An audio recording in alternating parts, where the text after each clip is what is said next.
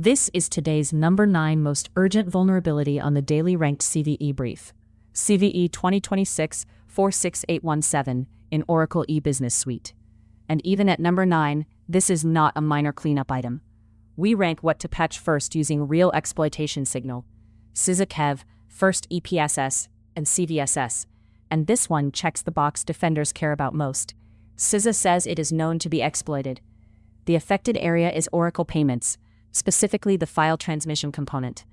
The official description says an unauthenticated attacker with network access over HTTP can compromise Oracle payments, and successful attacks can result in takeover of Oracle payments.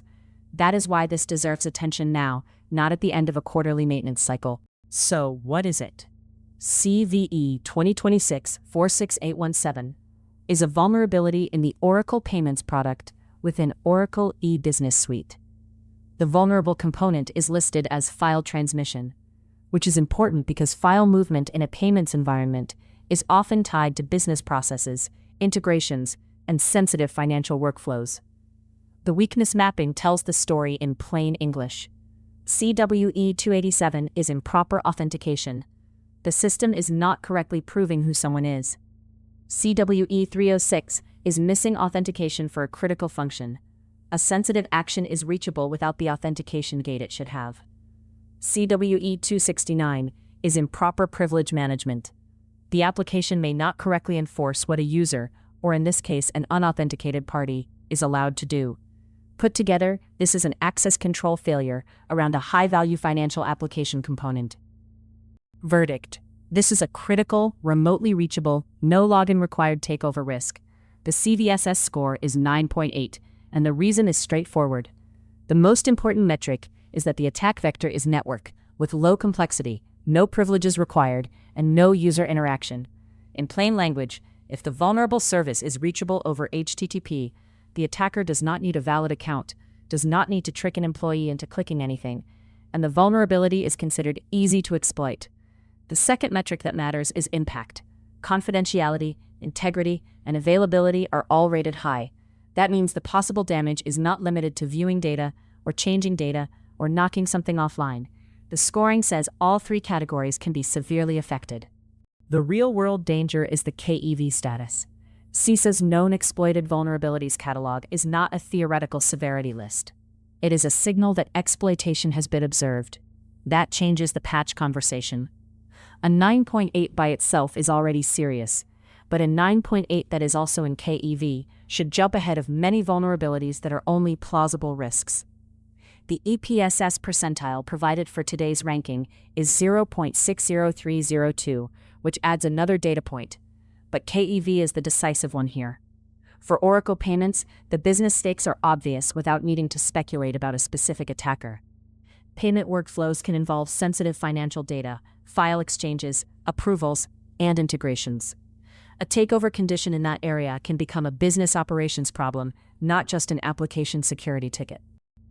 Conceptually, how would an attacker reach this? The official description gives the safe defensive framing. An unauthenticated attacker with network access via HTTP can compromise Oracle payments. That means the first question is exposure, not exploit details. Is the relevant Oracle e-Business Suite interface reachable from the internet, from partner networks, from a VPN segment, or from broad internal user networks? Because no prior authentication is required, perimeter and routing decisions matter a lot. A system that is not internet-facing can still be at risk if too many internal segments can reach it. The affected component is file transmission, so defenders should think about where Oracle Payments accepts, sends, or brokers file-related activity through HTTP-accessible application paths. You do not need exploit steps to see the defensive issue. Reachable plus unauthenticated plus payments equals high urgency. To check whether you are affected, start with asset ownership. Find every Oracle e-Business Suite environment, including production, disaster recovery, test, and legacy instances that may still be reachable. Then determine whether Oracle Payments is installed or enabled, and whether the file transmission component is in use. The NVD description lists supported affected versions as 12.2.3 through 12.2.15, but you should validate exact applicability against Oracle's advisory and your Oracle support information. Also check network exposure. Is the application reachable over HTTP from the public internet, from third parties, from employee networks, from server-to-server segments that are not tightly controlled? If you cannot quickly answer those questions, treat that as a risk finding. Unknown exposure is not the same as low exposure. What should you do now?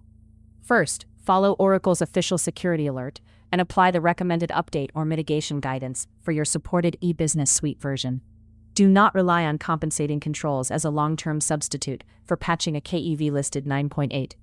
Second, reduce reachability while remediation is underway. Limit HTTP access to the smallest set of trusted sources required for business operations. If the system is exposed more broadly than necessary, tighten that immediately. Third, review Oracle payments privileges, service accounts, and integration accounts for excessive access. The CWE mapping includes privilege management concerns, so make sure roles and permissions are not wider than they need to be. Finally, verify the fix, confirm the patch state, confirm the affected component is addressed, and confirm network controls still match the intended design after maintenance. For detection and monitoring, focus on behavior around Oracle eBusiness Suite, Oracle payments, and file transmission. Review HTTP access logs for unusual unauthenticated requests, unexpected source addresses, abnormal request volume, or error patterns around the payments application. Establish what normal looks like: known partner systems, known internal integration hosts, expected business hours, expected file transfer cadence, and expected administrative activity. Then look for deviations. Watch for unexpected file transmission events, changes to payment configuration, new or modified accounts, privilege changes, and activity from systems that should not interact with Oracle payments. Also monitor downstream effects, failed jobs, unusual retries, sudden spikes in transaction-related processing, or alerts from surrounding identity, network, and database controls.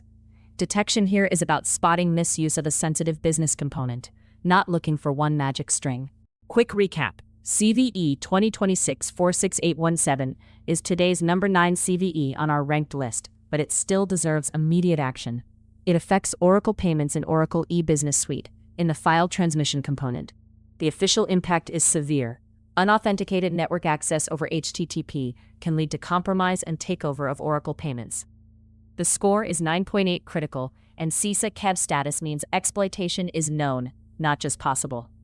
If you run Oracle eBusiness Suite, confirm affected versions and component usage, patch through Oracle's guidance, restrict HTTP reachability, and monitor for abnormal payments and file transmission activity. This is the Daily Ranked CVE Brief, what to patch first, ranked by real exploitation signal every day. Subscribe for tomorrow's ranking, and the full ranked report is linked in the description.